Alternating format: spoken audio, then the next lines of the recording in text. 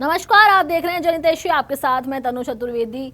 चुनावी चौपाल के इस खास सेगमेंट में आप सभी का स्वागत है। उम्मीदवारों की लिस्ट जारी होने के बाद पहली बार बीजेपी प्रदेश अध्यक्ष व प्रदेश सह प्रभारी रोहतक पहुंचे और कार्यकर्ताओं की बैठक ली। प्रदेश सह प्रभारी विप्लव देव ने कहा कि भाजपा ने जातीय समीकरण के अनुसार टिकटों का आवंटन किया है। आपको बता दें कि उन्होंने ये भी कहा है कि कुछ ही दिनों के अंदर बचे हुए उम्मीदवारों की भी लिस्ट जारी हो जाएगी।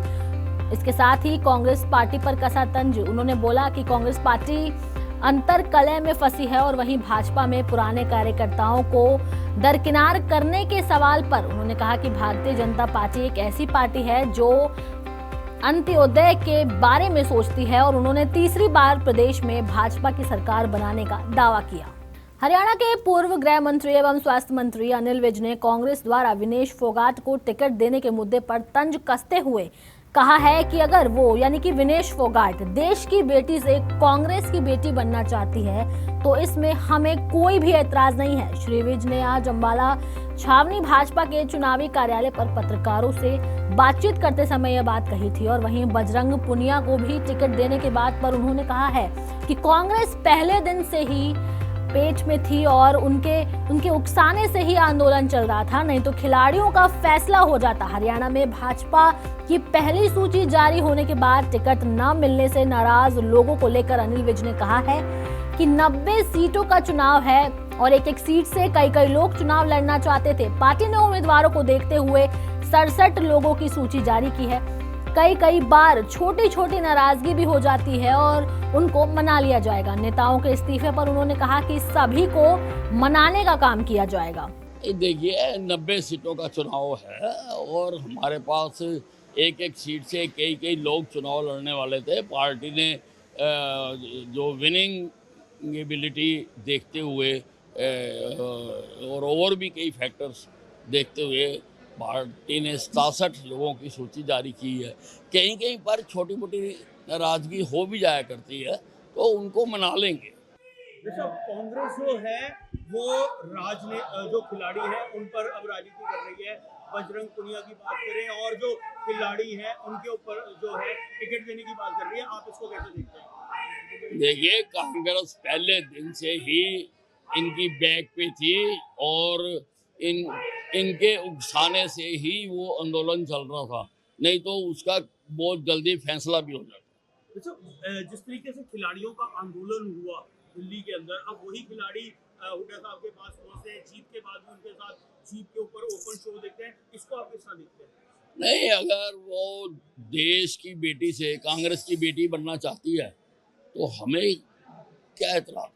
हरियाणा के 90 विधानसभा सीटों के लिए भाजपा ने बुधवार को 67 उम्मीदवारों की पहली सूची जारी की है।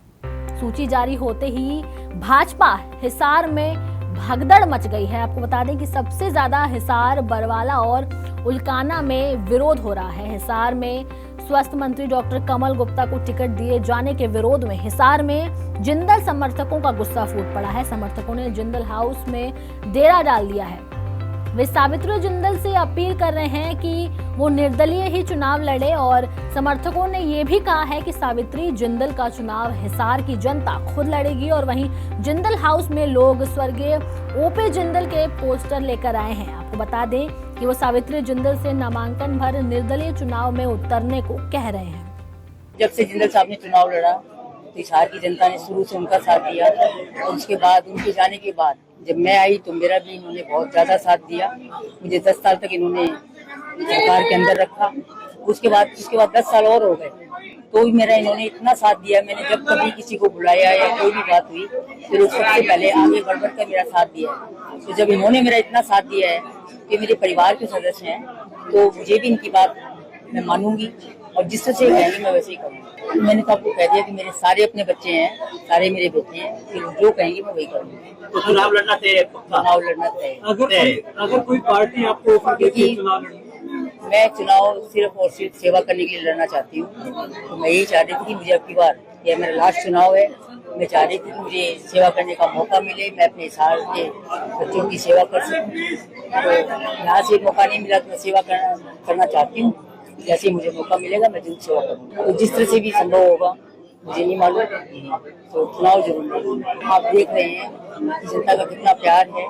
इनका प्यार 5 अक्टूबर और 8 अक्टूबर को पता लग जाएगा कि जनता कितना प्यार करती है। हरियाणा विधानसभा अध्यक्ष ज्ञानचंद गुप्ता ने पंचकूला विधानसभा से उम्मीदवार चुने जाने पर शक्तिपीठ माता मनसा देवी के दरबार में माथा टेका है और मां का आशीर्वाद लिया है। इस अवसर पर उनकी धर्मपत्नी भी मौजूद रही हैं। आपको बता दें, हरियाणा विधानसभा अध्यक्ष ज्ञानचंद गुप्ता ने इस अवसर पर कहा है कि पार्टी ने उन्हें विश्वास जताकर फिर से उम्मीदवार चुना है और उन्होंने अपने काम के आधार पर जनता के भी जो जाकर वोट मांगे हैं। देखिए, मैं पार्टी के राष्ट्रीय नेतृत्व का, आदरणीय यशस्वी प्रधानमंत्री श्री नरेंद्र मोदी जी का, पार्टी के राष्ट्रीय अध्यक्ष आदरणीय जगत प्रकाश नड्डा जी का, देश के गृह मंत्री आदरणीय अमित शाह जी का, आदरणीय BL संतोष जी का और प्रदेश के अध्यक्ष मोहनलाल बड़ौली जी, हमारे मुख्यमंत्री नायब सिंह सैनी जी का बहुत बहुत आभार व्यक्त करता हूं, बहुत बहुत धन्यवाद करता हूं और उनको ये विश्वास दिलाता हूं कि जिस आशा और विश्वास के साथ उन्होंने मुझे तीसरी बार चुनाव लड़ने का मौका दिया है, मैं उनकी आशा और उम्मीद के ऊपर खरा उतरूंगा।